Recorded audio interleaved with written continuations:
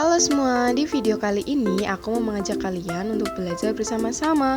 Semoga apa yang aku sampaikan dan yang kita pelajari hari ini bermanfaat bagi kita semua.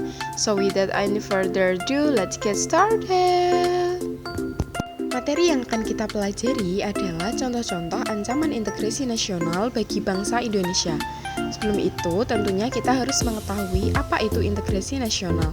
Integrasi nasional adalah penyatuan atau pembauran suatu bangsa sehingga menjadi satu kesatuan yang utuh. Lantas, mengapa integrasi nasional bisa terancam? Apa penyebabnya? Salah satu penyebabnya yakni posisi Indonesia yang sangat-sangat strategis, di mana Indonesia terletak di persilangan benua Asia dan benua Australia, serta Samudra Pasifik dan Samudra Hindia. Karena posisi ini, maka ideologi Pancasila berada di antara ideologi komunis di utara dan ideologi liberal di selatan. Demokrasi Pancasila berada di antara demokrasi rakyat di utara dan demokrasi liberal di selatan. Masyarakat Indonesia berada di antara masyarakat sosialis di utara dan masyarakat individualis di selatan. Penduduk Indonesia berada di antara daerah berpenduduk padat di utara dan berpenduduk jarang di selatan. Ekonomi Indonesia berada di antara sistem ekonomi sosialis di utara dan sistem ekonomi kapitalis di selatan. Kebudayaan Indonesia berada di antara kebudayaan timur di utara dan kebudayaan barat di selatan, serta sistem pertahanan dan keamanan Indonesia berada di antara sistem keamanan kontinental di utara dan sistem keamanan maritim di selatan.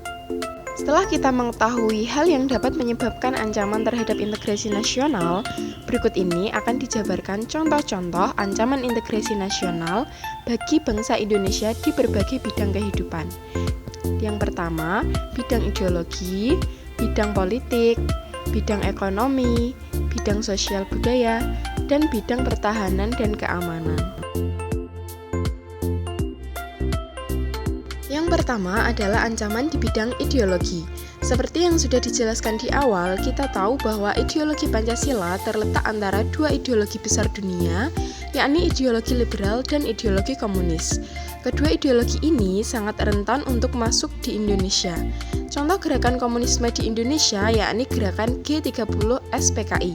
Sementara itu, masuknya ideologi liberal di Indonesia ditandai dengan sikap individualisme yang mulai berkembang, pergaulan bebas, dan hal-hal lain yang tidak sesuai dengan ideologi Pancasila yang dapat mengancam integrasi nasional. Ancaman ideologi ini hanya bisa diatasi oleh kesadaran tiap-tiap individu. Berikutnya adalah ancaman di bidang politik. Ancaman di bidang politik dapat bersumber dari dalam maupun luar negeri. Dari luar negeri, ancaman bidang politik dilakukan oleh campur tangan suatu negara berupa tekanan politik, intimidasi, provokasi, dan lain-lain. Contoh nyata ancaman bidang politik akibat campur tangan pihak asing di Indonesia yakni lepasnya Timur Timur dari wilayah NKRI pada tahun 1999. Adapun tindakan separatisme yang terjadi di beberapa daerah di Indonesia yang apabila hal ini tidak segera diatasi, maka tidak menutup kemungkinan akan terjadinya disintegrasi bangsa. Yang ketiga adalah ancaman di bidang ekonomi. Globalisasi perekonomian membuka peluang pasar produk dari dalam negeri ke pasar nasional secara kompetitif. Di sisi lain, globalisasi perekonomian membuka peluang masuknya produk-produk luar negeri ke pasar domestik.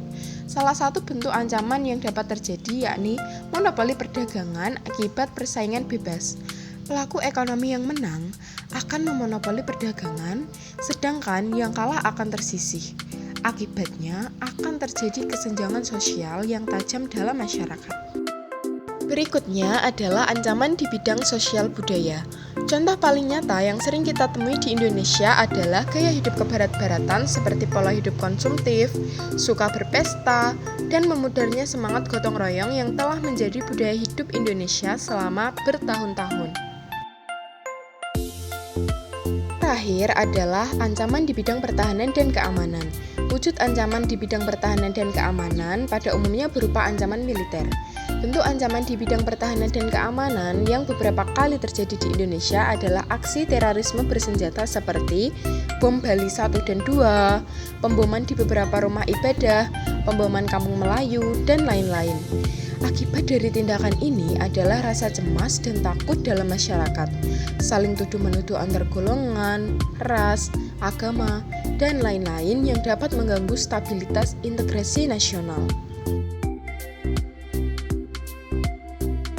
Demikian yang dapat saya sampaikan. Apabila ada kesalahan kata maupun yang kurang tepat, saya mohon maaf yang sebesar-besarnya. Wassalamualaikum warahmatullahi wabarakatuh.